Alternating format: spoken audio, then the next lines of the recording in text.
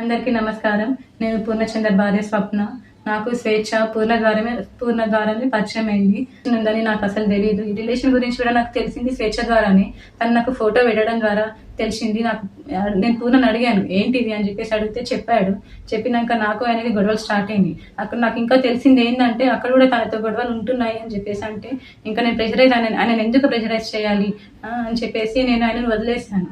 ఇంకా నేను ఎందుకు ఇప్పుడు మీడియా ముందుకు వచ్చానంటే అరణ్య ఆయన మీద చేసిన ఆరోపణలు చూసి నేను తట్టుకోలేక నేను ముందుకు వచ్చాను.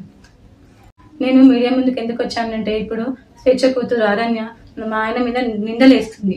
ఆ నిందలు నేను చూసి తట్టుకోలేక నేను వచ్చాను బయటికి. నా పిల్లలతో పాటే అరణ్యను కూడా చూసుకున్నాడు. తనకి స్కూల్లో జాయిన్ చేశాడు, ఫీజులు కట్టాడు. నా పిల్లలకి బట్టలు తీసుకున్నప్పుడు ఆయన కూడా తీసుకునేవాడంట.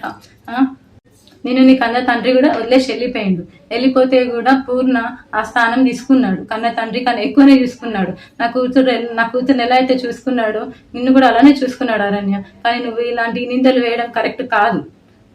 ఇంకా స్వేచ్ఛ కూడా చాలా నన్ను టార్చర్ పెట్టింది. ఈ విషయం తెలిసినాక కూడా నేను డిప్రెషన్లోకి వెళ్ళిపోతే నన్ను పూర్ణ కాశీకి తీసుకెళ్ళాడు. మైండ్ రిఫ్రెష్మెంట్ కోసం తీసుకెళ్తే అక్కడ కూడా ఫోన్ చేసి సతాయించింది. ఎందుకు తీసుకెళ్తున్నావు, ఆమె ఎవరని చెప్పేసి నువ్వు తీసుకెళ్తున్నావని సతాయించింది. ఆయన ఫోన్ లిఫ్ట్ చేయకపోతే నా ఫోన్కి చేసి సతాయించింది. అసలు ఎక్కడికి తీసుకెళ్ళినా, ఫంక్షన్కి వెళ్ళినా, ఇక్కడున్నా కూడా నువ్వెందుకు ఆమెతో ఉంటున్నావు, నా దగ్గరకు వచ్చేసాయి అని చెప్పేసి చాలా బ్లాక్మెయిల్ చేసింది. ఎప్పుడు చూడండి స్లీపింగ్ పిల్స్ మింగడము.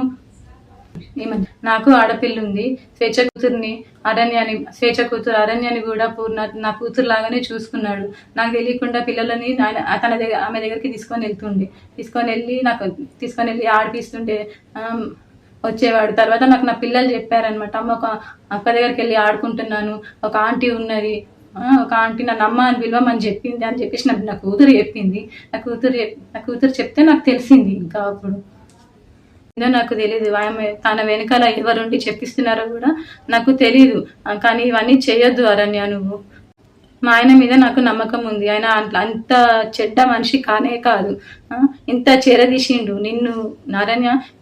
మీ మమ్మీని ఇంత చేరదీసినా కూడా నా బతుకుని మీ మమ్మీ ఏం చేసిందమ్మా, తీసుకొని మళ్ళీ రోడ్డు పాలు చేసేసింది. ఇప్పుడు నా జీవితము ఏంటి, నా పిల్లల భవిష్యత్తు ఏంటి అరణ్య. నాకు కోర్టు మీద నమ్మకం ఉంది. మా ఆయన నిర్దోషి. నేను ఆయన ఎలాగైనా కాపాడుకుంటాను.